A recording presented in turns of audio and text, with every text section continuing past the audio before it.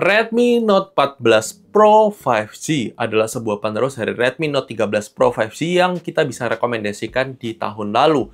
Apakah HP ini mendapatkan upgrade signifikan dari generasi sebelumnya? Mari kita lakukan review dari Redmi Note 14 Pro 5G ini ya guys.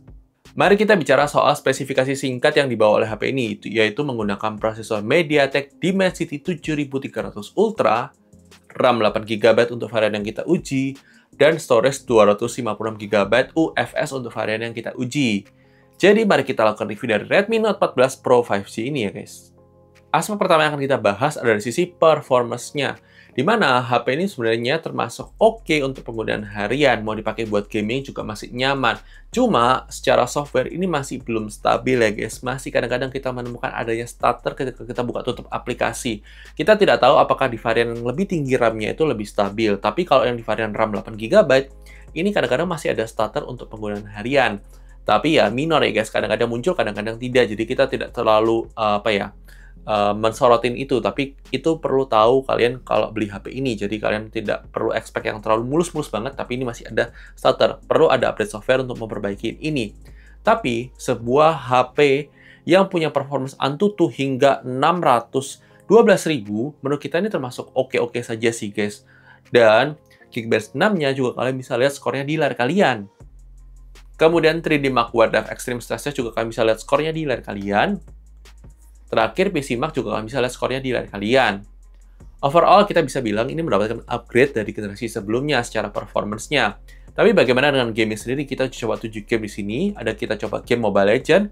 Di sini kebuka setting Ultra dengan refresh rate Super, itu dapat rata-rata stabil di 90,1 FPS. Kemudian game PUBG Mobile kebuka setting Smooth Extreme, itu dapat rata-rata di 59,8 FPS. Kemudian game COD Mobile dapat setting low frame rate ultra, itu tapi sayangnya di lock di 60 fps, dapat di 59,8 fps. Kemudian game Free Fire Ultra High itu 59,9 fps. Kemudian game HOK Mobile kebuka setting ultra dengan refresh rate max dapat di 118 fps. Kemudian game FC Mobile dapat setting ultra dengan refresh rate high, dia dapat 59,5 fps. Dan game Genshin Impact setting lowest 60 fps dapat di 54,7 fps.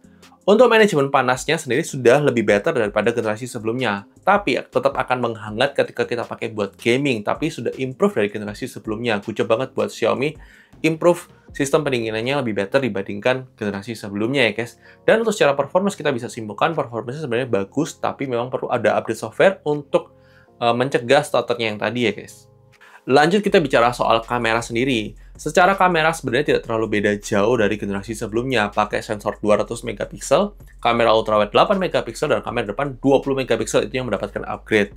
Dan menurut kita secara kualitas itu untuk foto-foto sebenarnya masih oke-oke saja. Untuk kamera utama memang masih bagus. Untuk kamera ultrawide lebih ke sekedar cukupan untuk kelas harganya. Dan untuk kamera selfie sebenarnya masih oke. Cuma memang catatan kalau kita pakai buat perekaman video, ini dynamic range-nya masih kurang stabil kadang-kadang ya guys. Kita tidak bisa bilang selalu tidak stabil, tapi kadang-kadang masih kurang stabil. Tapi overall, untuk experience buat foto-foto, ini adalah salah satu HP yang punya kualitas kamera yang bagus di kelas harga 4 jutaan. Buat video memang masih perlu improvement secara update software. Masih ada jitter kalau kita gunakan buat perekaman video. Kalian bisa lihat tuh sampel foto maupun videonya setelah ini ya guys.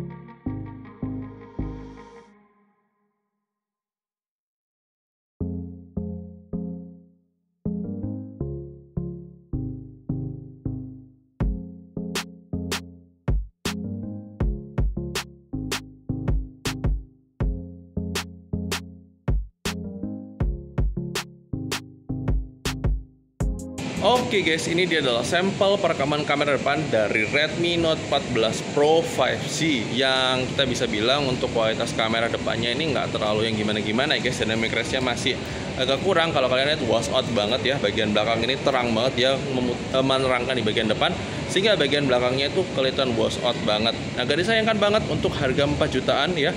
Padahal Redmi Note 13 Pro itu lebih better sih kalau menurut kita kualitas dynamic range-nya. Tapi gimana menurut kalian untuk kualitas kamera depannya? Silahkan tulis di kolom komentar. Oke, ini adalah sampel perekaman kamera belakang dari Redmi Note 14 Pro 5G. Kalau kita gunakan buat perekaman video, dia bisa 4K 30 fps, tapi hanya di sensor utamanya. Kalau di sensor ultrawide-nya nggak bisa maksimal 1080p 30 fps. Secara dynamic range ya jelas lebih baik daripada untuk kamera depannya. Tapi gimana menurut kalian untuk kualitasnya? Silahkan tulis di kolom komentar.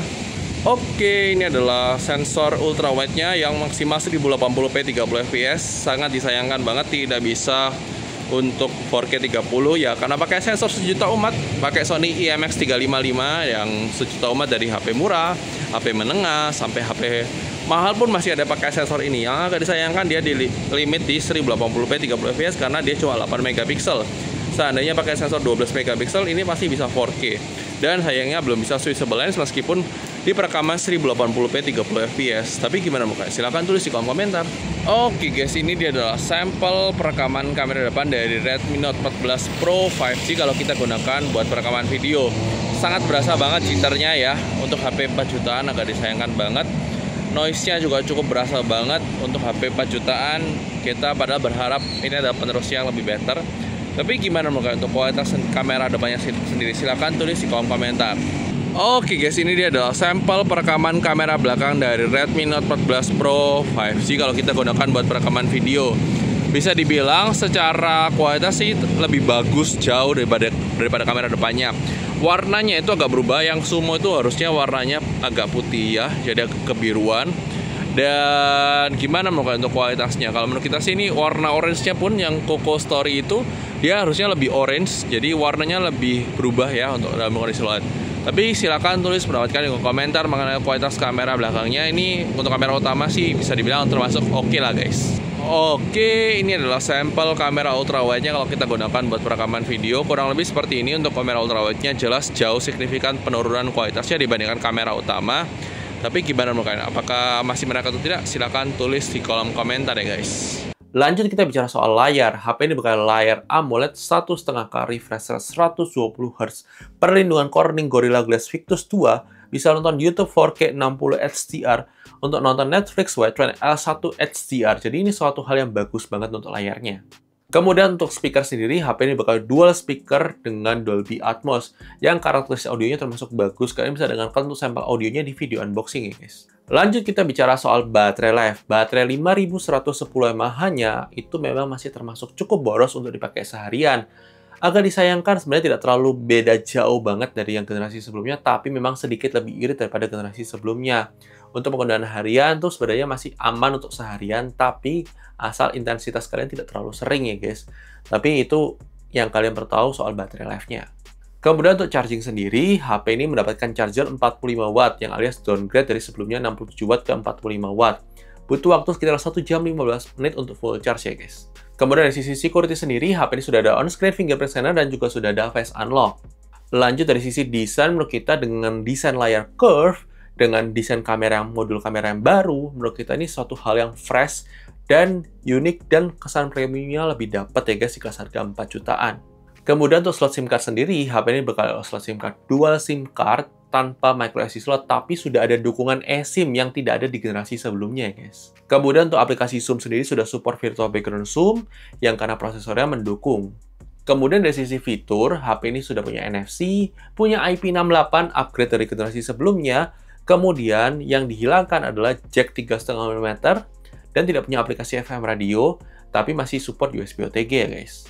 Kemudian untuk navigasi Google Maps juga termasuk aman dan lancar, tidak ada kendala selama kita gunakan harian ya guys. Kemudian untuk jaminan update software sendiri, HP ini mendapatkan jaminan update 3 kali update OS dan 4 tahun security, yang sayangnya dimulai dari Android 14 ya guys. Kemudian untuk fitur AI seperti Object Eraser itu sudah tersedia di Redmi Note 14 Pro 5G juga ya guys.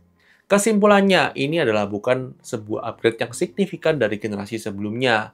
Upgrade-nya memang incremental seperti IP rating jadi IP68, kemudian layarnya jadi curve, kemudian support eSIM, tapi memang yang perlu di-notice adalah tidak terlalu berbeda jauh signifikan dari generasi sebelumnya. Jadi kalau kalian sudah pengguna Redmi Note 13 Pro 5G, kita tidak terlalu menyarankan untuk upgrade ke Redmi Note 14 Pro 5G. Tapi kalau misalnya kalian pakai Redmi Note 12 Pro 5G, ini adalah upgrade yang lumayan signifikan dari generasi sebelumnya. Dan itu dia yang bisa kita simpulkan soal HP ini. Kalau kalian punya pendapat lain, silahkan tulis di kolom komentar. Dan thank you sudah nonton video ini. Jangan lupa like video kalau suka, dislike aja kalau nggak suka. Dan sampai ketemu di video selanjutnya. Oke guys? Bye-bye!